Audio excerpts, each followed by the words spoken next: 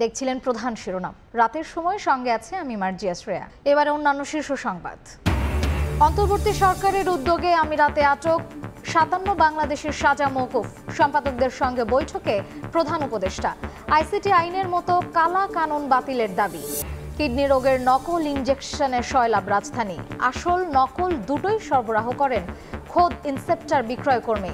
দায় নিতে নারাজ কোম্পানি।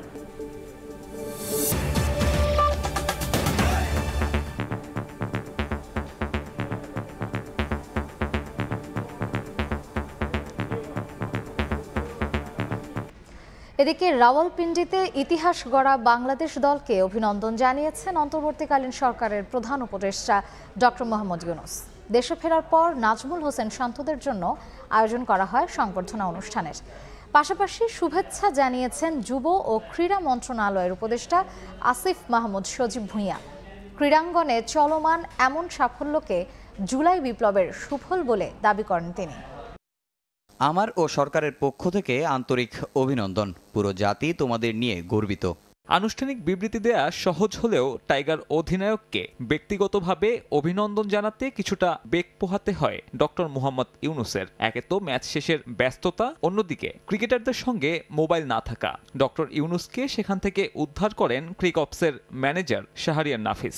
দেশে একটা বিশেষ পরিস্থিতির মধ্যে দিয়ে যাচ্ছে, যেখানে একটা দেশ গঠন সংস্কারের কথা হচ্ছে, এরকম একটা সিচুয়েশনে বাংলাদেশ দলের এই অর্জন আমি বিশ্বাস করি বাংলাদেশের নাগরিকদের মধ্যে, বাংলাদেশকে যারা ভালোবাসেন, বাংলাদেশের সমস্ত নাগরিকদের মধ্যে একটা একতা তৈরি করার একটা শক্তি হিসেবে কাজ করবে বলে আমি মনে করি। প্রধান উপদেষ্টার অভিনন্দন বার্তার কথা ম্যাচ পরবর্তী সংবাদ সম্মেলনেও উল্লেখ করেন নাজমুল হোসেন শান্ত। দেশে ফেরার পর গোটা দলকে সংবর্ধনা দেবেন অন্তর্বর্তীকালীন সরকার প্রধান। হ্যাঁ, আমাদের ডক্টর ইউনূস স্যার কল করেছিলেন, কংগ্রেচুলেশন জানিয়েছেন টিমের সবাইকে।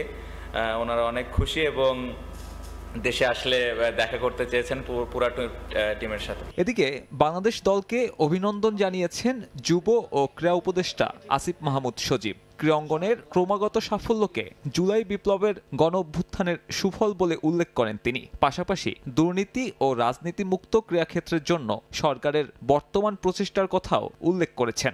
আমরা বাংলাদেশ জাতীয় দলের সকল খেলোয়াড়, কোচ সহ অফিসিয়ালসদের অভিনন্দন এবং শুভেচ্ছা জানাচ্ছি। দেশের এই ক্রান্তি লগ্নে এই খবর দেশের জনগণের মনে কিছুটা হলেও স্বস্তির সঞ্চার করবে। আমরা ক্রীড়াঙ্গন থেকে এরকম আরও সুখবর পেতে চাই এবং তার জন্য ক্রীড়াঙ্গনকে সুষ্ঠুভাবে সুন্দরভাবে গড়ে তোলার জন্য আমরা কাজ করে যাব। অন্য প্রসঙ্গ, বাংলাদেশের অন্তর্বর্তী সরকারের আহ্বানে সাড়া দিল সংযুক্ত আরব আমিরাত। কোটা আন্দোলনের পক্ষে বিক্ষোভ করায় আটক ৫৭ বাংলাদেশের সাজা মওকুফ করেছে দেশটি। তাদের দেশে পাঠানোর নির্দেশ দিয়েছেন দেশটির প্রেসিডেন্ট শেখ মোহাম্মদ বিন জায়েদ আল নাহিয়ান। তাদের দেশে ফেরাতে পররাষ্ট্র মন্ত্রণালয় কাজ করবে বলে জানান প্রধান উপদেষ্টার প্রেস সচিব।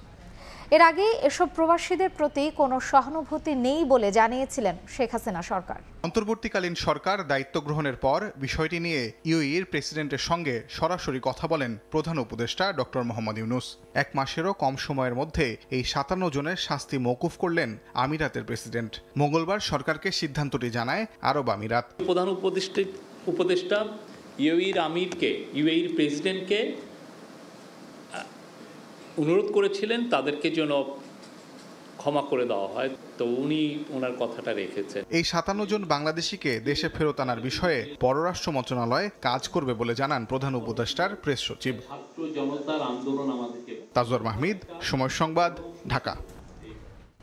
রাষ্ট্র সংস্কারে অন্তর্বর্তী সরকার অন্তত 2 বছর থাকা উচিত বলে মত দিলেন দেশের শীর্ষ দৈনিক পত্রিকাগুলোর সম্পাদক। সকালে রাষ্ট্রীয় অতিথি ভবন যমুনায় সম্পাদকদের সঙ্গে বৈঠক করেন প্রধান উপদেষ্টা ডক্টর মোহাম্মদ ইউনূস। এ সময় গণমাধ্যম কর্মীদের ওপর যথেচ্ছভাবে মামলার বিষয়ে প্রতিকার এবং নিপীড়ন হয় এমন আইনের সংশোধন চেয়েছেন সম্পাদকরা। দেশের মানুষের চাওয়া যাতে গণমাধ্যমে বাধাহীনভাবে প্রতিফলিত হয় সেদিকে খেয়াল রেখে কাজ করতে সম্পাদকদের আহ্বান জানিয়েছেন প্রধান উপদেষ্টা। মঙ্গলবার সকালে রাষ্ট্রীয় অতিথি ভবন যমুনায় দেশের শীর্ষ জাতীয় দৈনিকগুলোর সম্পাদকদের ডেকে বৈঠকে বসেন অন্তর্বর্তী সরকারের প্রধান উপদেষ্টা ডক্টর মোহাম্মদ ইউনূস। এতে অংশ নেন বিভিন্ন পত্রিকার 20 জন সম্পাদক। দীর্ঘক্ষণ ধরে চলে আলোচনা। অন্তর্বর্তী সরকার কোন কোন কাজ করবে, কতদিন ধরে চলবে এই প্রয়াস, এসবই প্রাধান্য পায় বৈঠকে। গণমাধ্যমের শীর্ষ নীতি নির্ধারকরাও তুলে ধরেন উদ্ভূত পরিস্থিতিতে সাংবাদিকদের অবস্থান। বৈঠক শেষে রাষ্ট্রীয় অতিথি ভবন যমুনার সামনে গণমাধ্যম কর্মীদের সঙ্গে কথা বলেন দ্য ডেইলি স্টারের সম্পাদক মাহফুজা নাম। তিনি জানান, সুনির্দিষ্ট অভিযোগ ছাড়া যেনতেনভাবে যাতে সাংবাদিকদের ওপর মামলা না হয় সে ব্যাপারে দৃষ্টি রাখতে সরকারকে জানিয়েছেন তারা। সাংবাদিকদের ব্যাপারে যে এরকম যত্রতত্র খুনের মামলা হচ্ছে এটা যেন বন্ধ হয় এবং এই ব্যাপারে সরকার যেন সুস্পষ্ট একটা অবস্থান নেন। মিডিয়া নিষ্পেষণে যতগুলো কালো আছে অ্যাটলিস্ট এই মুহূর্তে ঘোষণা হয় যে এগুলোতে সাংবাদিকের নিপীড়নের যেসব অধ্যায়গুলো আছে এগুলো কার্যত হবে না এবং এটার রিফর্মটা ওনারা সময় নিয়ে এটা করবেন। রাষ্ট্র সংস্কারে জনগণের মতামত যাতে গণমাধ্যমে যথাযথভাবে প্রতিফলিত হয় এমন আহ্বানও জানিয়েছেন প্রধান উপদেষ্টা। অন্তর্বর্তীকালীন সরকার কতদিন এটা থাকবে এটা আমাদের কাছে উনি জিজ্ঞেস করেছেন। জাতি কি চায়, কয় বছর হতে পারে, 2, 3, 5, এটা নিয়ে ওনার কোনো নিজস্ব কোনো চিন্তা নাই। উনি চান জনতার চিন্তাটা জানতে এবং সেই ব্যাপারে উনি মিডিয়াকে আহ্বান করেছেন। পরে ফরেন সার্ভিস একাডেমিতে বৈঠকটির বিস্তারিত তুলে ধরে ব্রিফ করেন প্রধান উপদেষ্টার প্রেস সচিব। তিনি বলেন, সরকারের ক্ষমতায় থাকার যৌক্তিক সময় নিয়ে মত দিয়েছেন সম্পাদকরা। তিনি সরাসরি তাদের কাছে জানতে চেয়েছেন যে যৌক্তিক সময়টা কি, এটা কি 1 বছর না 6 মাস না 2 বছর না 3 বছর। বলেছেন যে হাতে আপনার কাজটা কি, কাজের উপরে তো আপনি নির্ভর করবে যে আপনি কতক্ষণ এই কাজটা করতে কত সময় লাগবে। গণমাধ্যমে যথাযথভাবে সরকারের দোষ ত্রুটি নিয়ে প্রতিবেদন করতেও সরকার প্রধান উৎসাহ দিয়েছেন বলে জানানো হয় ব্রিফিংয়ে। কিছু কিছু জায়গায় আমাদের যদি দোষ ত্রুটি থাকে সেগুলো নিয়েও আপনারা বলেন। দেবাশিস রায়, সময় সংবাদ, ঢাকা। মুক্তিযোদ্ধার সংখ্যা ও নিজের জন্মদিন নিয়ে 5 মামলায় খালাস পেলেন বিএনপি চেয়ারপারসন বেগম খালেদা জিয়া। সকালে এ রায় দেন ঢাকার সিএমএম আদালত। বেগম জিয়ার আইনজীবী বলেন, 4 বছর আগে বাদীর মৃত্যু হলেও হয়রানির জন্য ঝুলিয়ে রাখা হয়েছিল মামলাগুলো। এছাড়া আদালতে সাক্ষী উপস্থিত না হওয়ায় নাইকো দুর্নীতি মামলার শুনানি পিছিয়ে 8 সেপ্টেম্বর ধার্য করা হয়েছে। বিএনপি চেয়ারপারসন বেগম খালেদা জিয়ার বিরুদ্ধে 31টি মামলা হয় শেখ হাসিনার সরকারের সময়ে। মামলাগুলোকে রাজনৈতিক হয়রানিমূলক বলে শুরু থেকেই দাবি করে আসছে দলটি। যদিও দুর্নীতির মামলায় বেগম জিয়া কারাগারে যাওয়ার পর থমকে যায় এ সময় মামলার বিচারিক প্রক্রিয়া। 5 আগস্ট শেখ হাসিনার সরকারের পতনের পরদিন দুর্নীতির 2 মামলা থেকে মুক্তি দেয়া হয় বিএনপি নেত্রীকে। এরপর বাকি মামলাগুলো থেকে মুক্তির আইনি প্রক্রিয়া শুরু করে দলটি। এর মধ্যে প্রথম ধাপে মঙ্গলবার মানহানি সংক্রান্ত 5টি মামলা থেকে খালাস চেয়ে আদালতে আবেদন করেন তার আইনজীবীরা। শুনানি শেষে বিএনপি নেত্রীকে খালাস দেন আদালত। বাদী যারা তারা প্রত্যেকে আওয়ামী লীগের পৃষ্ঠপোষক ছিলেন। বেগম জিয়ার আইনজীবীরা জানান, 4 বছর আগে মারা গেছেন মামলার বাদী এবি সিদ্দিকী। এরপরও হয়রানির উদ্দেশ্যে ঝুলিয়ে রাখা হয় মামলাগুলো। এবি সিদ্দিক নামে একজন লোক ছিলেন, তিনি মারা গেছেন 4 বছর আগে, কিন্তু তার মামলা এখনো মরে নাই, যেটা আজকে খালাস পেলেন ম্যাডাম খালেদা জিয়া। এই মামলা মিথ্যা, এটা শুধু মিথ্যা নয়, এটা ছিল আওয়ামী লীগের সরকারের কাল্পনিক মামলা। এদিকে সাক্ষী উপস্থিত না হওয়ায় নাইকো দুর্নীতি মামলার শুনানি পিছিয়ে 8 সেপ্টেম্বর ধার্য করেছেন আদালত। সাক্ষী আসে নাই, সেহেতু আমরা বলেছি মামলাটির যেহেতু কোনো মেরিট নাই, আমরা মামলাটি ক্লোজ চেয়েছিলাম, যে মামলার কার্যক্রম শেষ করার জন্য বলেছি কোর্টকে। কোর্ট বলেছে যদি সাক্ষী না আসে নেক্সট ডেট 8-9 তারিখে সাক্ষী না আসলে মামলার কার্যক্রম শেষ করে মামলা আর্গুমেন্টে চলে যাবে। কানাডিয়ান প্রতিষ্ঠান নাইকোর সঙ্গে অস্বচ্ছ চুক্তির মাধ্যমে রাষ্ট্রের আর্থিক ক্ষতি ও দুর্নীতির অভিযোগে 2007 সালের ডিসেম্বরে বেগম জিয়া সহ 5 জনের বিরুদ্ধে মামলাটি করে দুদক। একই অভিযোগে শেখ হাসিনার বিরুদ্ধে মামলা হলেও পরে হাইকোর্টের নির্দেশে তা বাতিল হয়ে যায়। আসিফ মোহাম্মদ সিয়াম, সময় সংবাদ, ঢাকা। ভারতের যোগসাজশে আওয়ামী লীগ পরিকল্পিতভাবে বিডিআর হত্যাকাণ্ড ঘটিয়েছিল এমন অভিযোগ করে স্বাধীন কমিশনের মাধ্যমে তদন্ত করে সুষ্ঠু বিচারের দাবি জানিয়েছে বিএনপি।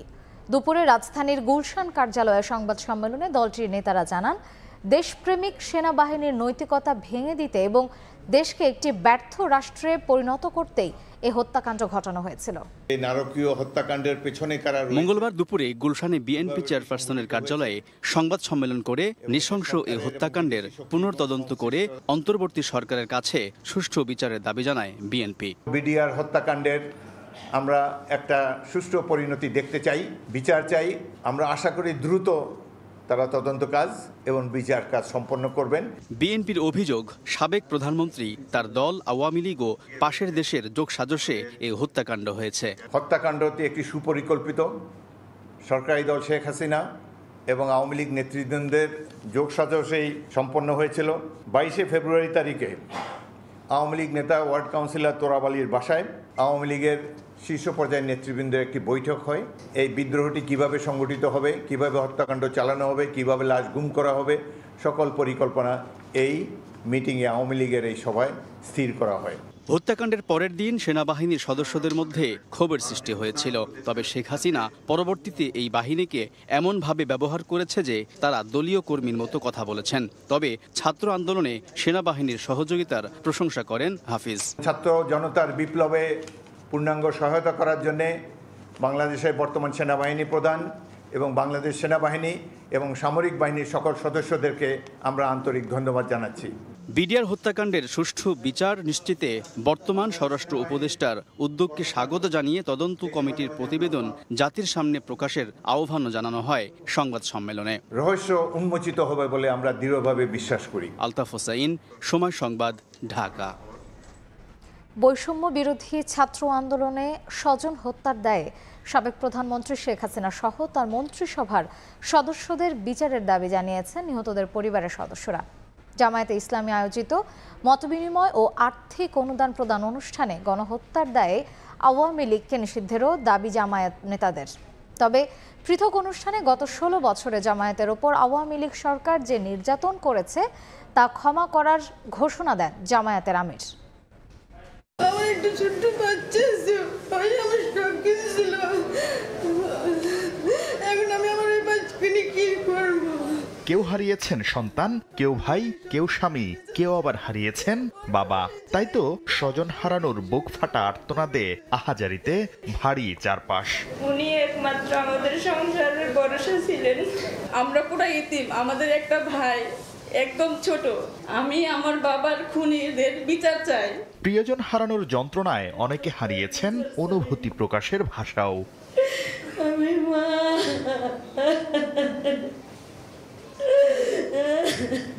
মঙ্গলবার বৈষম্য বিরোধী ছাত্র আন্দোলনে শহীদ পরিবারের সদস্যদের সঙ্গে মতবিনিময় ও আর্থিক অনুদান প্রদানের অনুষ্ঠানের আয়োজন করে জামায়াতে ইসলামীর ঢাকা মহানগরী দক্ষিণ শাখা। স্বজন হত্যার দায়ে সাবেক প্রধানমন্ত্রী শেখ হাসিনা সহ তার মন্ত্রিসভার সদস্যদের বিচারের দাবি জানান তারা। স্বৈরাচার সরকার অতিবিলম্বে বিচারের আওতায় এনে তার জন্য অনতিবিলম্বে ফাঁসি কার্যকর করা হয়। আমি শেখ হাসিনার বিচার চাই আর তার ফাঁসি চাই। আমার স্বামীকে সে খুন করেছে, হত্যা করেছে। স্বৈরাচার সরকারের পতন আন্দোলনকে কেন্দ্র করে গণহত্যার দায়ে আওয়ামী লীগকে নিষিদ্ধের দাবি জানান জামায়াতে ইসলামীর নেতারা। খুনের দায়ে তাদেরকেও ফাঁসির মঞ্চে না নেওয়া পর্যন্ত আমাদের আন্দোলন থামবে। এমন পদক্ষেপ গ্রহণ করা উচিত যাতে করে আগামী দিনে বাংলাদেশে জনগণকে উপেক্ষা করে কোন ধরনের ফ্যাসিবাদী চরিত্র মাথা উঁচু করে দাঁড়াতে না পারে। এদিকে দুপুরে রাজধানীর বিজয় সরণির এক রেস্টুরেন্টে মহানগর উত্তর জামায়াতে ইসলামী আয়োজিত সিনিয়র সাংবাদিকদের সঙ্গে মত বিনিময় সভায় আমিরে জামাত ডাক্তার শফিকুর রহমান গত 16 বছরে জামায়াতের উপর আওয়ামী লীগ যে নির্যাতন করেছে তা ক্ষমা করে দেওয়ার ঘোষণা দেন। দল হিসাবে আমাদের উপরে যা করা হয়েছে, এই জুলুম শব্দ বলতেও আমার কষ্ট লাগে, যা করা হয়েছে আমরা আল্লাহর রাস্তায় তা ক্ষমা করে দিলাম। তবে ভিকটিম হিসেবে কেউ বিচার প্রত্যাশী হলে তাকে স্বচ্ছ আইনি প্রক্রিয়া নিশ্চিতে সহায়তার কথা জানায় জামায়াত। শাকির আহমেদ, সময় সংবাদ, ঢাকা। রাজধানী জুড়ে ফার্মেসিতে দেদারসে বিক্রি হচ্ছে কিডনি রোগের নকল ইনজেকশন, যা রোগীকে করে তুলছে আরও অসুস্থ। ইনসেপ্টা কোম্পানির তৈরি ইপিয়েটিন নামক ইনজেকশনটির আসলের সঙ্গে নকলটিও বিক্রি করছেন ইনসেপ্টার বিপণন প্রতিনিধি।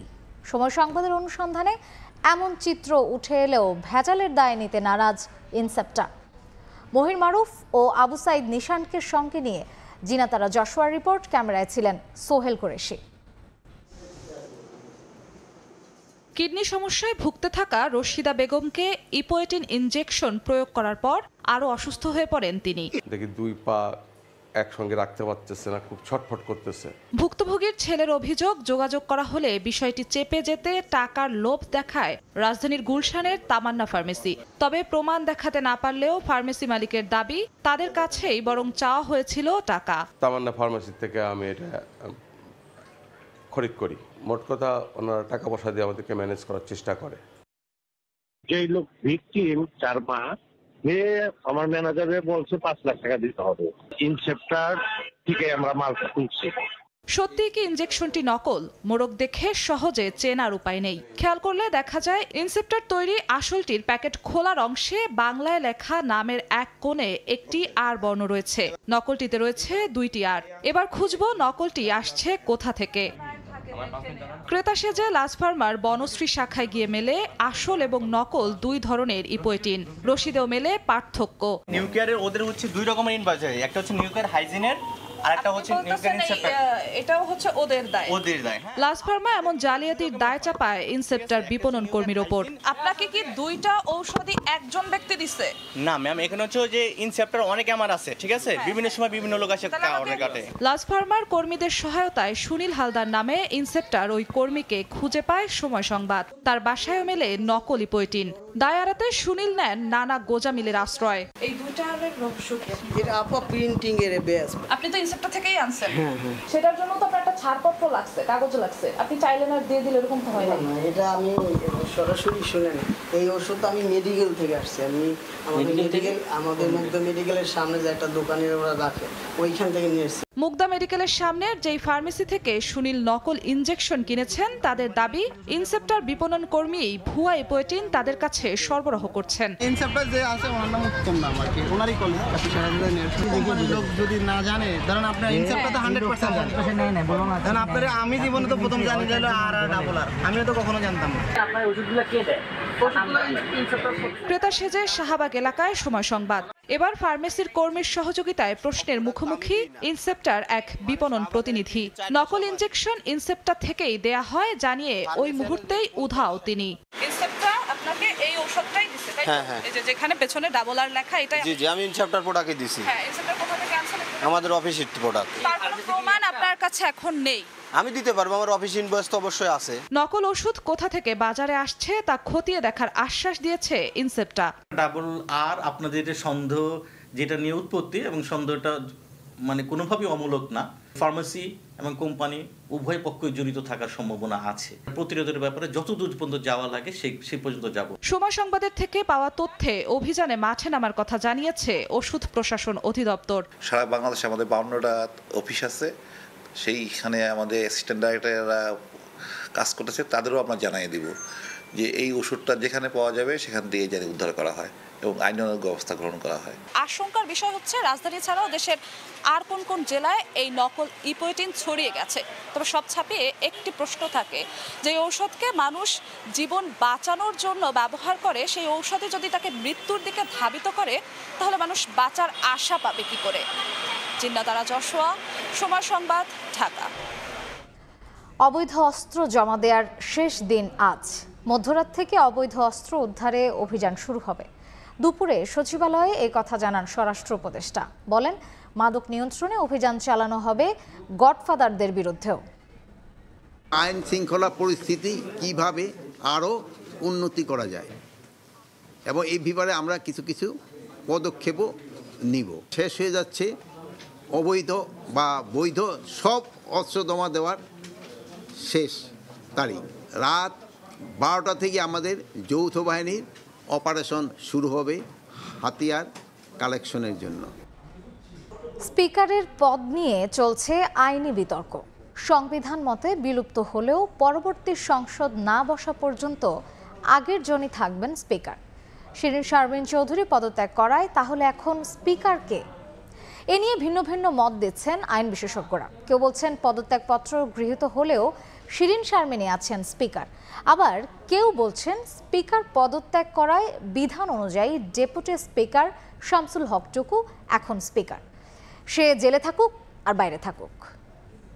আমি আইন অনুযায়ী অন্তর্বর্তীকালীন সরকারের 5 আগস্ট দুপুরে পদত্যাগ করে পালিয়ে যান প্রধানমন্ত্রী শেখ হাসিনা। 3 দিন পর 8 আগস্ট ডক্টর মোহাম্মদ ইউনূসকে প্রধান করে গঠিত হয় অন্তর্বর্তী সরকার। এরপর একে একে পদত্যাগে বাধ্য হন প্রধান বিচারপতি সহ 6 বিচারপতি। সবশেষ একই পথে হাঁটেন স্পিকার শিরীন শারমিন চৌধুরী। দেশের ইতিহাসে প্রথমবার কোনো স্পিকার হিসেবে পদত্যাগ করেন শিরীন শারমিন। সোমবার পদত্যাগপত্র গ্রহণ করেন রাষ্ট্রপতি। স্পিকারের পদ ততক্ষণ পর্যন্ত থাকবে যতক্ষণ পর্যন্ত পার্লামেন্ট থাকবে।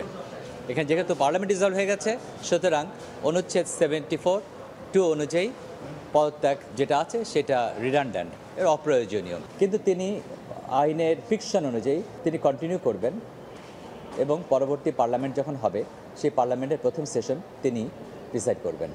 তবে সুপ্রিম কোর্টের আরেক সিনিয়র আইনজীবী এস.এম. শাহজাহান বলছেন, পদত্যাগের পর স্পিকার পদে শিরীন শারমিন আর নেই। ডেপুটি স্পিকার জেলে থাকায় রয়ে গেছে সাংবিধানিক শূন্যতা। স্পিকারের পদ শূন্য হলে ডেপুটি স্পিকার ওই দায়িত্ব পালন করবেন, এটুকু সংবিধানের আপনার আর্টিকেল 74 সাব আর্টিকেল 3-তে বলা আছে। উনি জেলে থাকলে এই বিষয়ে কিছু বলতে পারবো না, কিন্তু উনি কি রিজাইন করেছেন?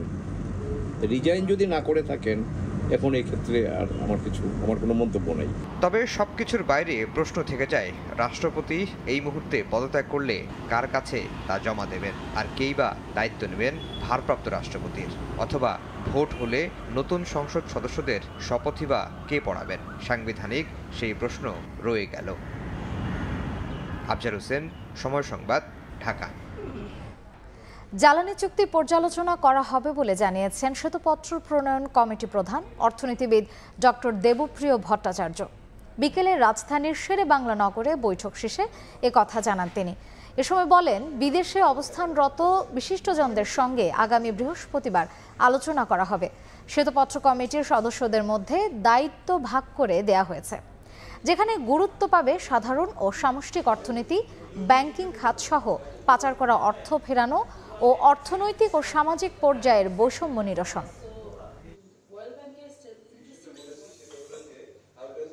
আলোচনাগুলো শুধু ঢাকায় না, ঢাকার বাইরেও হবে, এমনকি শুধু দেশের বাইরেও আমরা সেই আলোচনাগুলোকে নিয়ে যাচ্ছি। সাধারণ অর্থনৈতিক, সামষ্টিক অর্থনৈতিক বিষয় যেমন আছে, এটার ভিতরে খাতওয়ারি বিভিন্ন শিক্ষা, স্বাস্থ্য থেকে আরম্ভ করে জ্বালানি খাত ইত্যাদি আলোচনার ভিতরে আছে। আবার কিছু প্রাতিষ্ঠানিক ব্যাপারও আছে, ব্যাংকিং খাতের আলোচনা আছে, অর্থ আহরণের, কর আহরণের ব্যাপার আছে, একই রকমভাবে পাচারকৃত অর্থ নিয়ে আলোচনা আছে, মেগা প্রজেক্ট নিয়ে আলোচনা আছে। রূপপুর পারমাণবিক বিদ্যুৎ কেন্দ্রের দুর্নীতির অনুসন্ধান চেয়ে হাইকোর্টের রিট হয়েছে। সকালে রিটটি দায়ের করেন এনডিএম এর চেয়ারম্যান ববি হাজ্জাজ। তিনি জানান, রূপপুর প্রকল্পের দুর্নীতির অনুসন্ধান চেয়ে দুদকে আবেদন করেছিলেন তারা। সংস্থাটি এই বিষয়ে পদক্ষেপ না নেওয়ায় আদালতের দ্বারস্থ হয়েছেন। গত 17 আগস্ট গ্লোবাল ডিফেন্স কর্পের প্রকাশিত এক প্রতিবেদনে বলা হয়, রূপপুর পারমাণবিক বিদ্যুৎ কেন্দ্র থেকে $500 কোটিরও বেশি আত্মসাৎ করেছেন শেখ হাসিনা ও তার পরিবার। এতে সহায়তা করেছিল প্রকল্প বাস্তবায়নকারী সংস্থা রোসাটম। যদিও গ্লোবাল ডিফেন্স কর্পের প্রকাশিত এই প্রতিবেদনকে ভিত্তিহীন বলে দাবি করেছে রোসাটম। নারী চিকিৎসককে ধর্ষণ ও খুনের ঘটনার অভিনব প্রতিবাদের সাক্ষী হলো তিলোত্তমা কলকাতা। শহরের গুরুত্বপূর্ণ ইএম বাইপাসে 12 কিলোমিটার দীর্ঘ রাস্তায় মানববন্ধন কর্মসূচিতে সামিল হলেন সাধারণ নাগরিকেরা। এদিকে পশ্চিমবঙ্গ বিধানসভায় ধর্ষকের কঠিনতম সাজা নিশ্চিত করতে বিল পাশ করেছে মমতা প্রশাসন। বিস্তারিত জানাচ্ছেন সুব্রত আচার্য, ছবি তুলেছেন বিশ্বজিৎ দাস। নারী চিকিৎসককে ধর্ষণ ও খুনের ঘটনায় উত্তাল ভারতের কলকাতা। ঘটনার 25তম দিনেও সাক্ষী হল বিরলতম প্রতিবাদের। মঙ্গলবার বিকেলে কলকাতার মেট্রোপলিটন বাইপাস সড়কের বেলেঘাটা থেকে পাটুলি প্রায় 12 কিলোমিটার এলাকায় অহিংস মানববন্ধন কর্মসূচিতে সামিল হয়েছিলেন হাজার হাজার সাধারণ মানুষ। আমি অনেক বয়স্ক, তবু আজকে আমার ভয় করছে, লজ্জা করছে যে এই কলকাতা শহর আমার। সাধারণ মানুষ হিসেবে আমার যেটা মনে হয়েছে যে আমি পরাধীন ভারতবর্ষে আছি। আসল যারা অপরাধী তারা যেন ধরা পড়ে, তারা যেন শাস্তি পায়। এর আগে কলকাতার পুলিশ কমিশনার বিনীত গোয়েলের সঙ্গে দেখা করে তার পদত্যাগের 5 দফা দাবি জানিয়ে পুলিশের সদর দপ্তর লালবাজার অভিযানের শান্তিপূর্ণ অবস্থান ধর্মঘট শেষ করেন জুনিয়র চিকিৎসকরা। আরজিকর কাণ্ডের পর সবচেয়ে আলোচিত চিকিৎসক সন্দীপ ঘোষকে মঙ্গলবার আলিপুর আদালতে তোলা হলে সেখানে আইনজীবীদের বিক্ষোভের মুখে পড়েন তিনি। সিবিআই 10 দিনের রিমান্ড চাইলে আদালত 8 দিনের রিমান্ড মঞ্জুর করেন। স্বাস্থ্য দপ্তর থেকে, প্রশাসনের দপ্তর থেকে সমস্ত দপ্তরে যাতে এই উন্মোচিত হয় এবং প্রকৃত দোষীরা যাতে সর্বোচ্চ সাজা পায়। এদিন ধর্ষকের কঠিনতম সাজা নিশ্চিত করে পশ্চিমবঙ্গ রাজ্য সরকার অপরাজিতা 2024 নামে একটি বিল পাশ করে। বিরোধী বিজেপি এই বিলে সমর্থন করে। সুব্রত আচার্য, সমসংবাদ, ভারত। এ পর্যায়ে শীর্ষ সংবাদগুলো জানিয়ে দিচ্ছে আরেকবার। এবং 5 মামলায় খালাস পেলেন বেগম খালেদা জিয়া। সাক্ষী না আসায় নাইকো মামলার শুনানি পিছিয়ে 8 সেপ্টেম্বর। স্বাধীন কমিশন করে বিডিআর হত্যাকাণ্ডের বিচার দাবি বিএনপির।